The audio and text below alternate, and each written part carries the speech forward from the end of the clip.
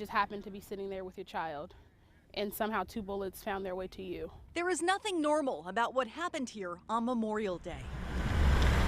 But it lingers, like the last bit of police tape wrapped around this tree at the entrance of Pritchard Island Beach Park in South Seattle. We're left with that from one moment. One moment sucked out the freedom that we once had. Elandra Davis says her family gathered here Monday to barbecue, one of many in honor of the holiday. And then the next thing you hear 5 pops. Elandra's friend, Javen, immediately checked on the children. Next thing you know, you hear a semi-automatic go off.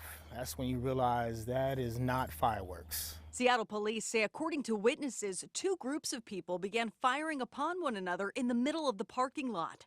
The bullet struck Elandra's friend, a 27-year-old woman, and her 10-month-old baby, as they sat in the back seat of a car. They came running and they were like, the baby, and the baby's covered in blood.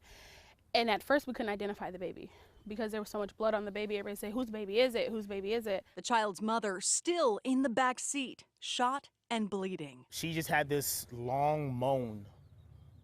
That was it. Fortunately, they both survived. But Elandra and Javen say we need to start talking to each other. And I found myself having a conversation with my niece at 4 years old. She's very much aware of what just happened. And as we were getting ready to leave and we were looking for her, she's like, don't worry, I'm not shot.